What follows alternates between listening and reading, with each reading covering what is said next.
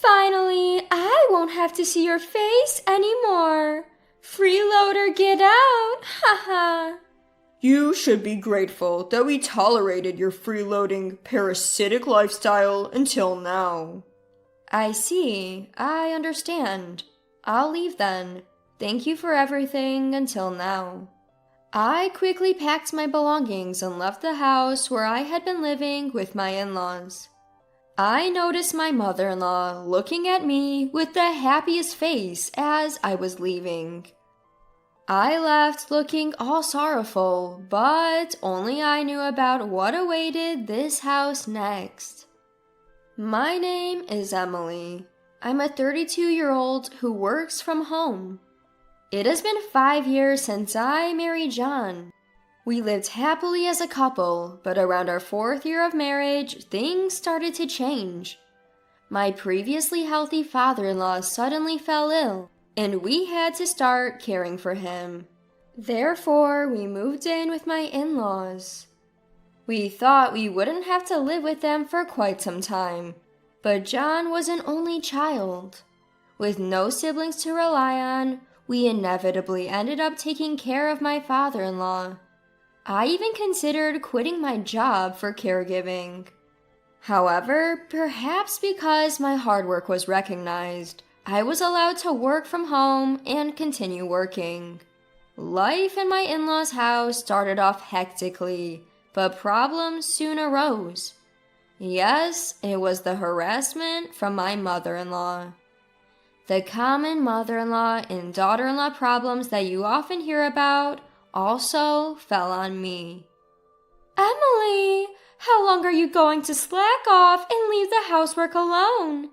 Get to tidying and preparing the meal already. Mother-in-law, I'm not goofing around, you know.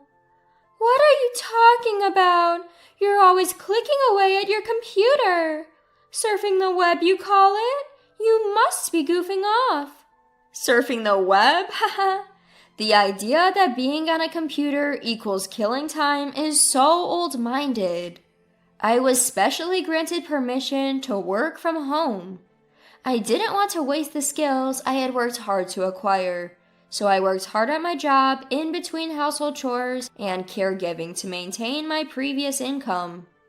And it was gratifying when, after about 3 months of desperate effort, I was able to restore my income. The reason why I had to work so hard was because, frankly, it was difficult to get by on John's income alone. Finally, we're going to have some leeway in our lives. I want to save some money. That's what I thought, but for some reason life became harder. It felt like our savings was only decreasing. I wondered why, and when I checked our expenses, it turned out that John was splurging a lot. And I also found out that my mother-in-law was also splurging quite a bit. John has always been a show-off, and he often treats his colleagues to lunch. But recently, he's been using our credit card to treat many colleagues at parties.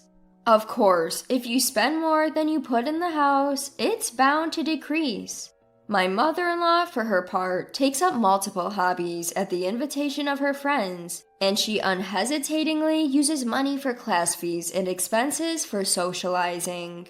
With both my husband and my mother-in-law throwing housework and caregiving duties at me, and splurging as they please, I couldn't take it anymore. As I was covering all the living expenses with my income and couldn't even think about saving, I became anxious and decided to talk to my husband and mother-in-law. Both John and mother-in-law, you seem to be spending a lot of money wastefully lately. We're going to run out of savings at this rate, so could you please hold back a bit on spending? Upon saying this, my husband John and my mother-in-law strongly rebutted. You think I wouldn't care if my colleagues see me as a stingy man? You want me to get looked down upon? It's okay if you're not always the one to treat them. Besides, even if you don't show off sometimes, they won't think you're stingy. I'm always considerate towards the people at my office to make sure we all work well together. You wouldn't understand anything about work. It's fine to treat your colleagues to lunch, But how does taking your colleagues to a girls' bar on your dime relate to work?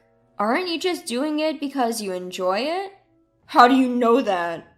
You always come home drunk and happily report it yourself, don't you? That's just how much more fun he has compared to talking with you. Mom, you get it too, right? That's what I meant, haha. I too attend my classes to spend my dwindling time having fun with my friends. Are you telling me to stay cooped up at home? You're such a terrible wife. There's no reason for you, who don't even earn a cent and only do housework, to tell me what to do. Really, what is she thinking? Acting all high and mighty when she's just a housewife. I do work, and you guys know it. I'm earning and contributing to the household, you know.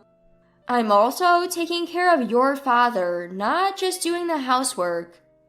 Don't lie. My mom takes care of my dad, and since you're not even going to the office, you're not earning much, are you? Who the hell do you think you are? Getting all cocky just because you work part-time. Stunned, I was at a loss for words. It seems like this mother-son duo really didn't understand that I was truly working and taking care of the house and father-in-law, all while earning.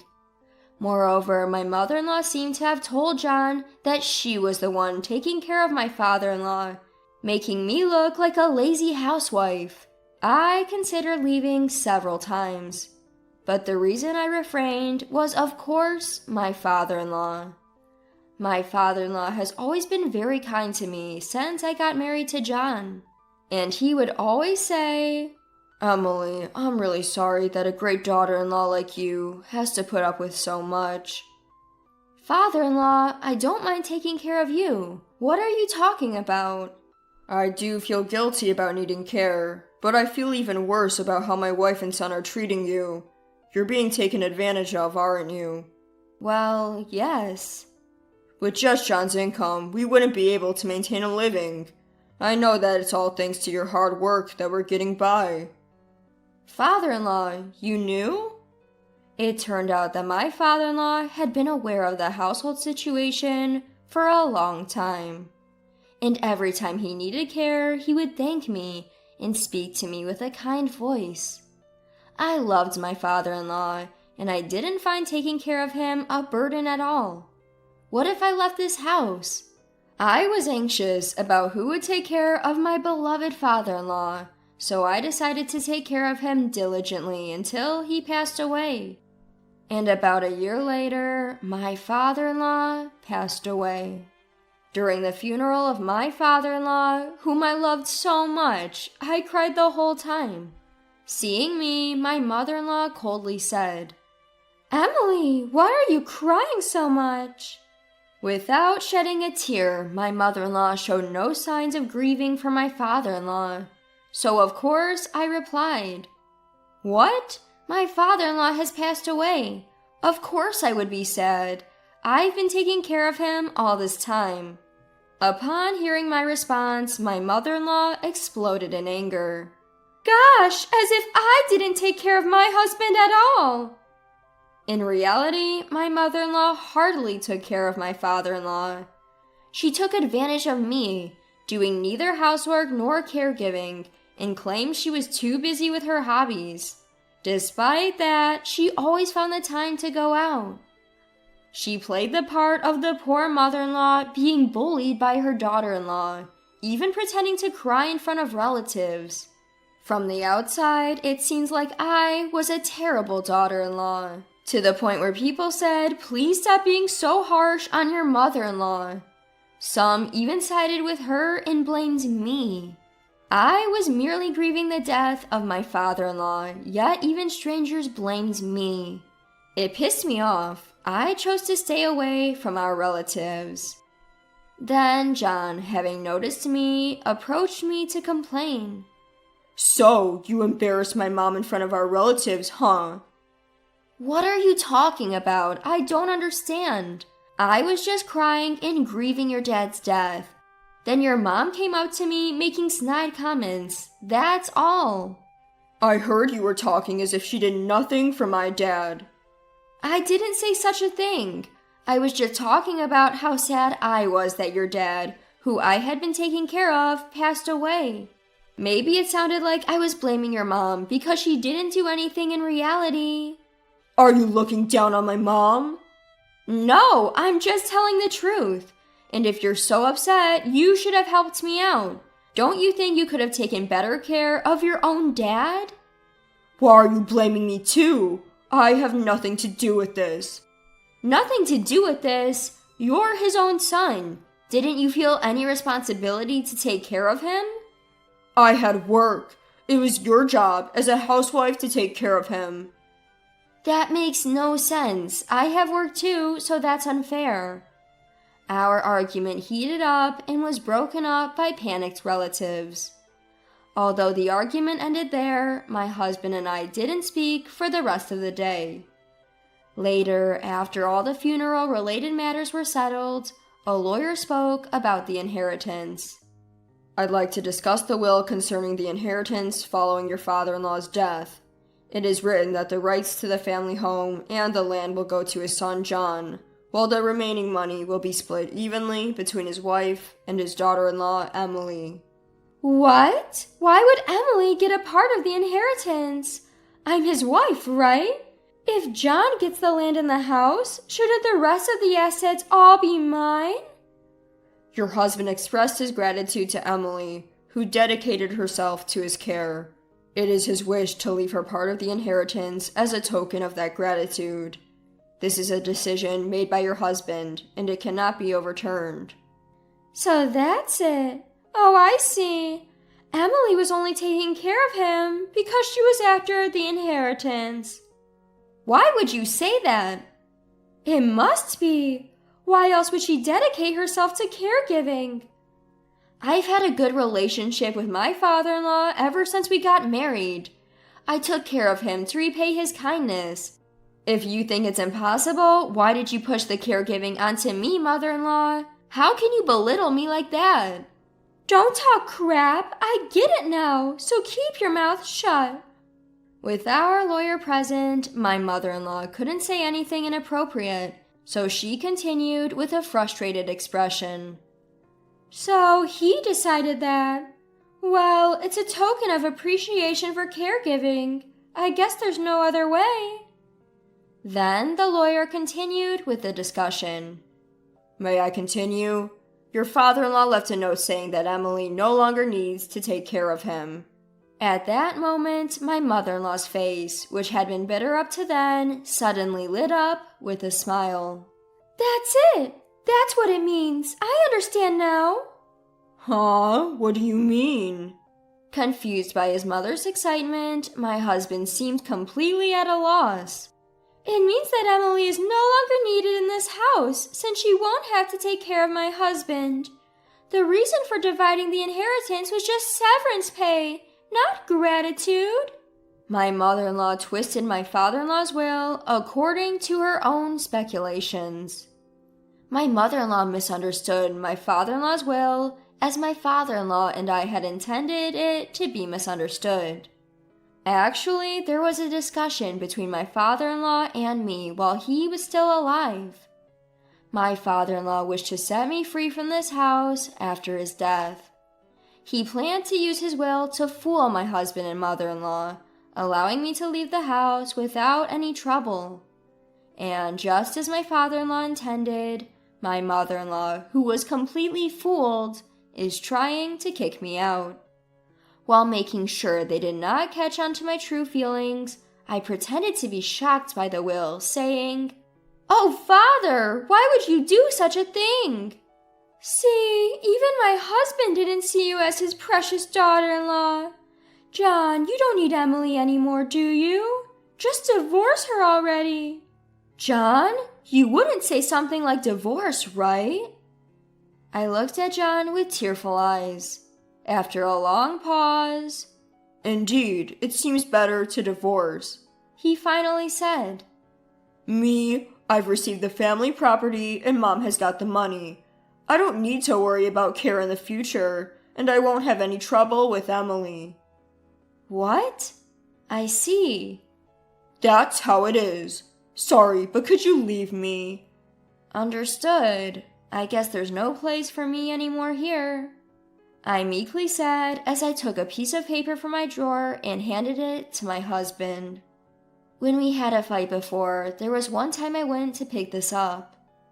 That, of course, was the divorce papers. My husband immediately signed the divorce papers. Finally, I don't have to see your face. A freeloader who doesn't work. Get out, haha. Appreciate that I put up with a parasite like you all this time. I see. Okay, I'll leave. Thank you for everything so far. Speaking of which, since the lawyer is here, I want to discuss. It's okay if there's no property division, right? I've received enough from my father-in-law's inheritance. That's right. How considerate of you, Emily. I've been able to live on my earnings. It would be brazen of you to want more. Well, you're right. All right, the discussion is over. Please leave this house as soon as possible. I quickly packed my belongings and left the house where I had been living. My mother-in-law was watching me leave with a joyous face beyond words, not knowing what awaited in this house. After leaving the in-laws' house, I immediately submitted the divorce papers to the city hall. Arriving at the apartment I had rented in advance, I shouted in the wide room alone. Yes, I've finally been set free! I'm free! I just couldn't help but yell. I was so happy to be free from the painful married life. I can't thank my father-in-law enough, who planned the escape from that house. Since then, I've been enjoying a too comfortable life alone. I adapted to working remotely at my in-laws' place. But now that I left, I now have much more time to dedicate to my work. My income has increased due to that, and I'm able to live a luxurious life without being disturbed by anyone. One day, I got a call from my ex-husband, John. It's been a while. What brings you to call me? Emily, please help us. We're having a tough time making ends meet. Is this some kind of joke? Weren't you the ones who told me to get lost? Even though we're getting the same salary as before, for some reason we don't have enough money. We can't live like this. Oh dear, haha, that does sound tough. I decided to drop the final bombshell. Well, that's because my salary isn't going into the household anymore. What do you mean? Don't you understand? You couldn't afford your lifestyle just with your salary. All those splurging, and you never noticed? I couldn't afford our lifestyle with my salary alone? Of course not. You've always been squandering all your salary on yourself. The only reason we could get by was because of the money I was bringing in. You and your mother at your ages, your habit of spending is just ridiculous. What? So how much were you making, Emily? Let me see. Back then, it was around $4,800 a month, I guess. You were making that much? Yes, I was.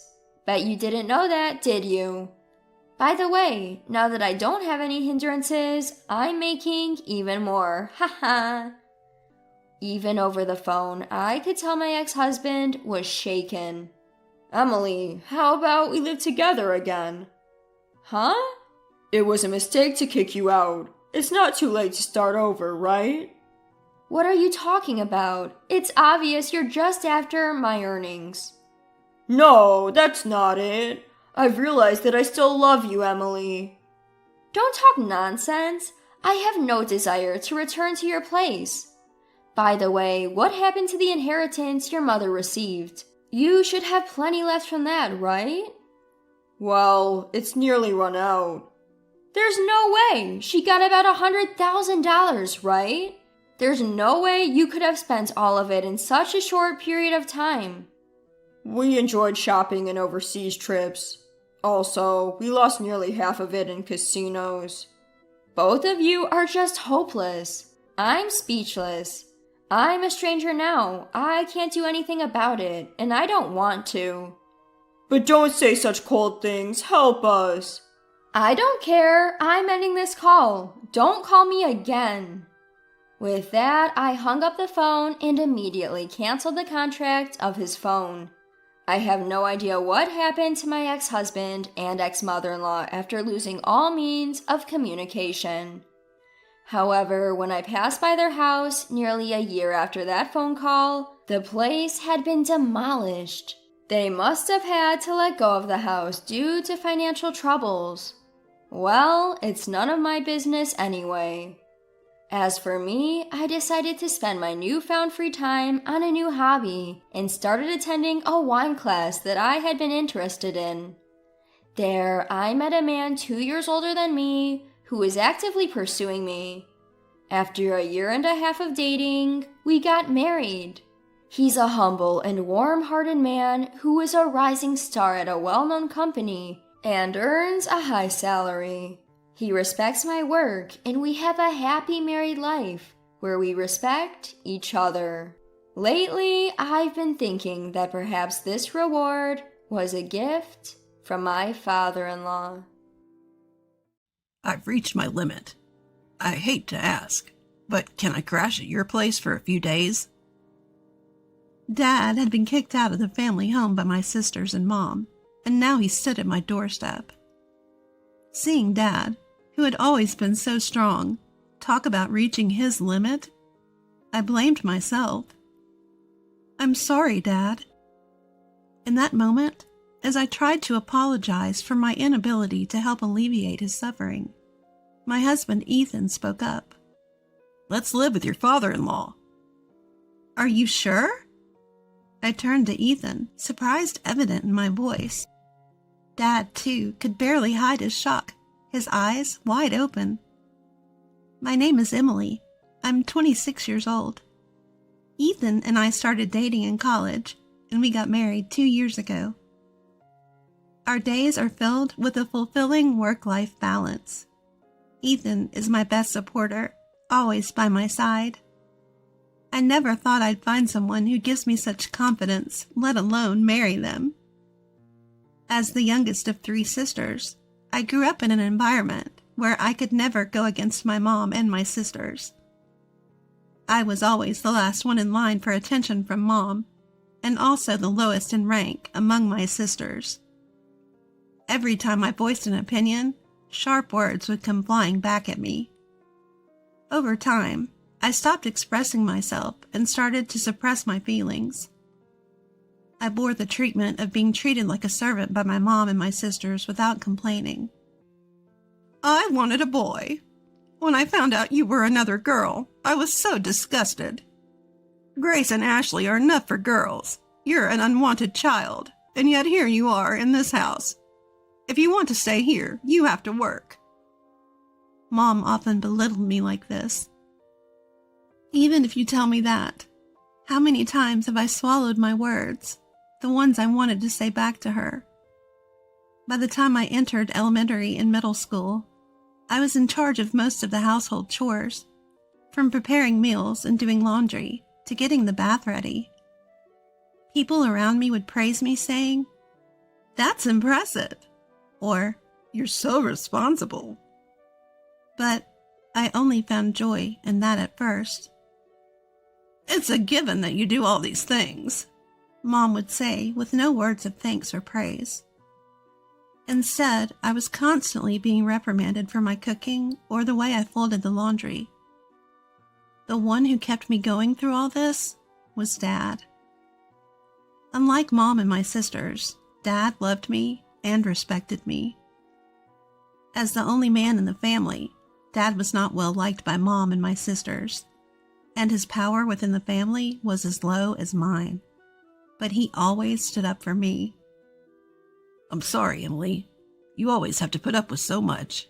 If only we could all live in harmony. Dad would often hold me tight and say these things. Despite his early mornings and late nights for work, Dad would always spend his days off with me, fulfilling Mom and my sister's demands together. And he always listened to my feelings and accepted my words. But my mom and her cohorts didn't seem to like that. There's no one to protect you today. They'd tell me, pushing more chores onto me. They'd hurl harsh words at Dad too, such as, "For a man, low income." And my sisters would follow their lead, laughing and saying, "Disgusting!" and "Don't open your mouth."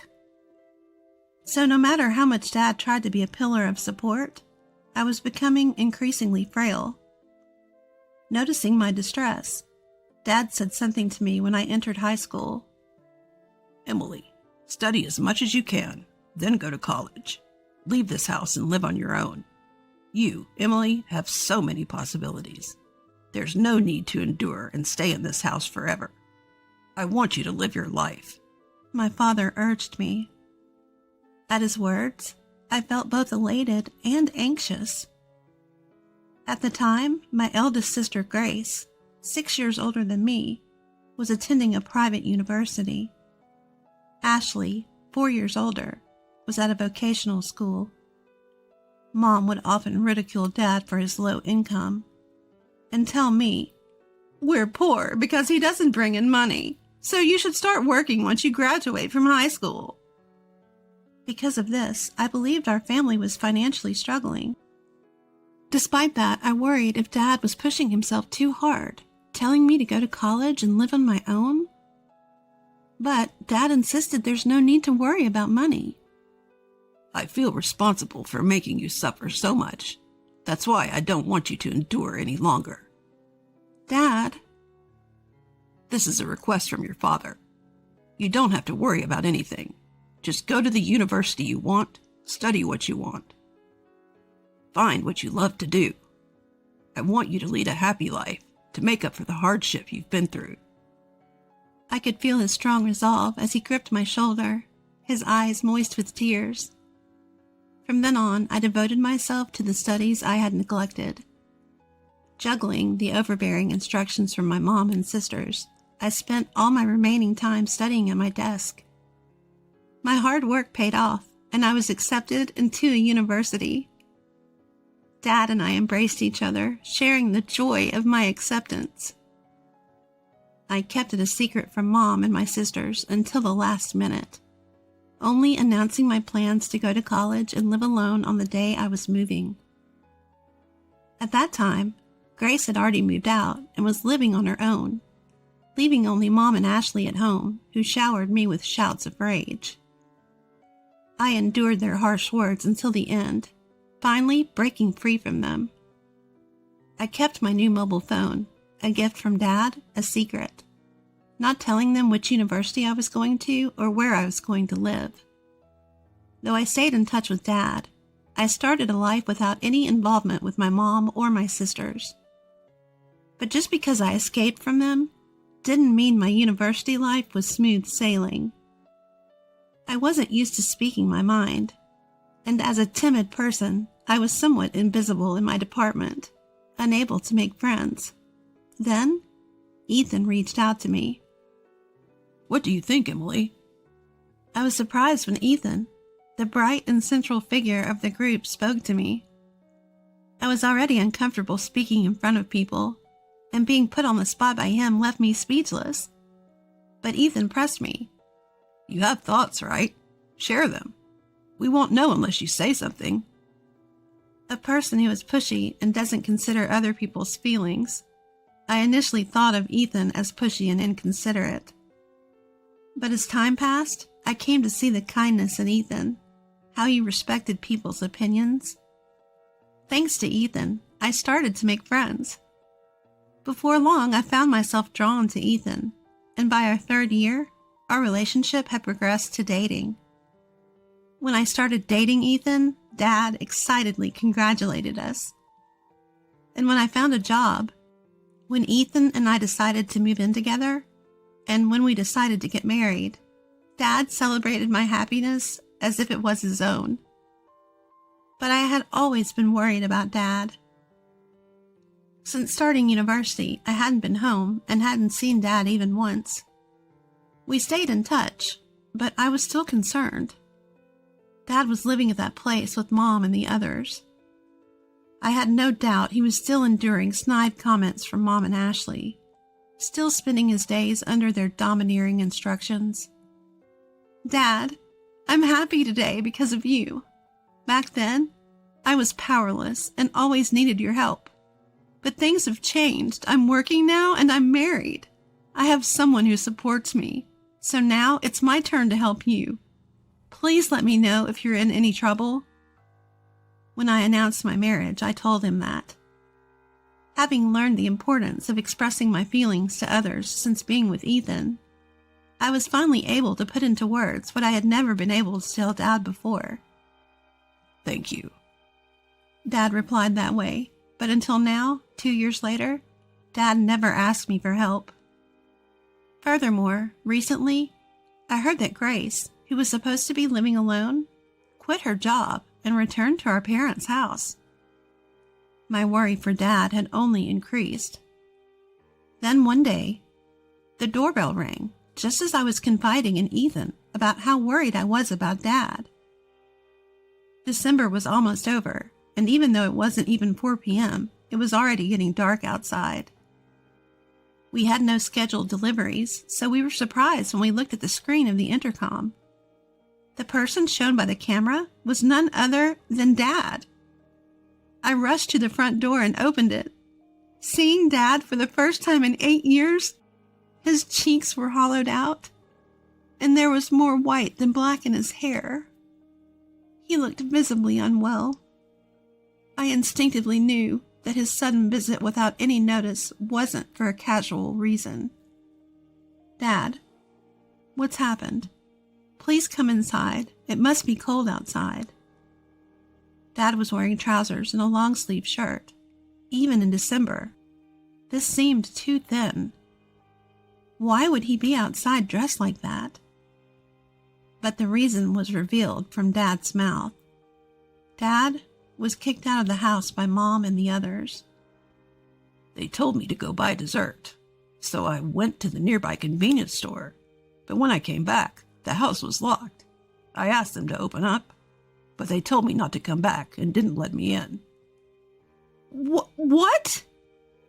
I left the house without my phone or jacket, but I waited for several hours and they didn't seem to let me in. As Dad rubbed his cold body, he told us about what happened that day. I quickly made some hot tea and gave it to Dad. Dad held the cup of tea with both hands to get warm and muttered softly, I might not be able to go back to that house again. Why? Ever since Grace came back, Mom and the others' attitude got even worse. I was feeling at my limits too, and then they did this to me. I don't even have the energy to go back. I think I should look for a monthly apartment and think about what to do in the future. I'm sorry, but could I stay here for a few days? I'll leave as soon as I find an apartment. I was worried, but I hadn't imagined it was this bad. Dad, who never complained before, was talking about his limits?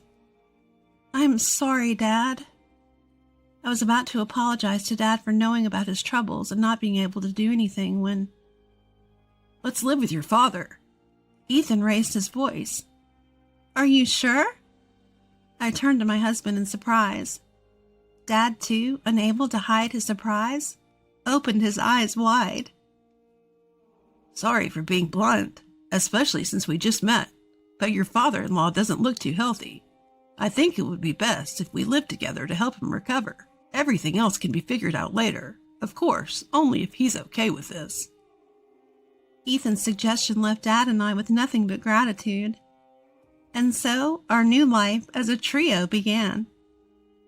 Just a few days after Dad moved in, our doorbell rang again. All three of us were stunned by the figures displayed on the intercom screen. Mom and my sisters were standing there. Why here? Shocked and bitter past memories made my breath hitch. But I had to face them. I didn't know what they would do next. In a panic, I opened the door. Wow, I didn't expect you to be living in such a fancy place.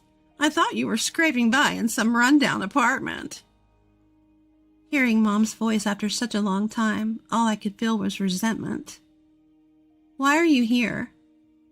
Your father's mobile had your address in it. I had no idea Emily even had a mobile phone. Why would you give him your contact info but not us? Are you honoring the wrong person? Just as before, Grace arrogantly looked down at me. After Mom's words, seeing her like this, Mom smiled satisfied and spoke again. Well, never mind. Is your father here? We're having some trouble without him. Even though she said they were in trouble, there were no signs of actual distress. All three of them were smirking. In trouble? But you're the ones who kicked him out. You've become quite sassy, haven't you? So he is here. Move aside. No. I yelled at Mom and her group. Mom's typical overbearing tone and her condescending remarks about me fueled my irritation. It would have been impossible in the past, but I had changed, all thanks to Ethan. However, Mom's irritation became apparent as she raised her voice. When did I ever give you permission to talk back? Just move. You can't even listen to what I say. I'm not the same person I used to be. I won't be pushed around by you, Mom. I refused firmly. Ethan came up beside me, trying to shoo Mom and the others away. Despite our efforts, Mom and her group wouldn't leave. We repeated, move, and no, until tired of the ordeal or maybe having given up. Mom was the one to break first. That's enough. I don't want to hear any more from you. If you won't move, can you at least let us know when the money will be deposited in our account? It's really annoying that all you can do is put money in, and you can't even do that. I was speechless at Mom's words. How did she think she's been able to live without working? My anger reached its peak. From now on, Dad will be living with us. Dad and I will no longer be pushed around by you guys. Please divorce Dad and stop causing him pain. As I couldn't hold back my words any longer, the response from my mom was something I hadn't anticipated. Don't make it sound like I'm the bad guy. I've been kind enough to stay as a family with a man like him who is low income and can't do a thing. You should be thanking me. What? You're just like your dad, a low-income loser, acting high and mighty, but in the end, all you're doing is licking each other's wounds. I felt like I was about to lose control at Mom's words. I was on the verge of raising my voice, of lashing out, but then my husband spoke. Emily works hard. She's a supervisor, earning a decent wage. I'd appreciate it if you didn't belittle us with comments about licking wounds. As my husband stared down Mom, she retorted. Don't you dare talk back to me. You're an outsider, so stay quiet. That's when Mom turned on Ethan. Dad, who should have been in the living room, was suddenly at my side, addressing Mom. I've heard enough. We can't impose on Emily and Ethan anymore. Let's get a divorce. Dad? At Dad's words, my sisters chimed in with, That's fine. That's fine. We don't need a creepy guy like you. One voice called out. Emboldened by my sisters, Mom agreed. That's fine by me. I was dumbfounded by how quickly things had been resolved, but the peace didn't last long. But there's one condition. Hand over that house to me, then I'll give you your divorce. Mom laid out her demand. Just how greedy could this woman be? But Dad quickly agreed to Mom's demand. Dad, are you sure? I was shocked, but Dad turned to me and smiled. If that's all it takes to get a divorce, it's a small price to pay. He then turned back to Mom, his face serious. I'll do as you ask. Leave for today. I'll come over tomorrow. With that, Dad sent Mom and my sisters home. They continued to belittle me until the end, but I didn't care. I felt guilty for pushing a divorce and causing Dad to lose his home. But Dad patted my shoulder. It's not your fault, Emily. In fact, I'm glad you spoke up. The next day, Dad went back home one last time with the divorce papers. He made Mom fill out the divorce application, handled some paperwork, and packed his belongings. When Dad came back from our family home, he looked somehow lighter.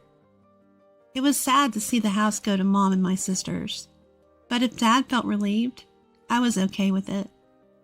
A few months later, Dad told me what had happened to Mom and my sisters.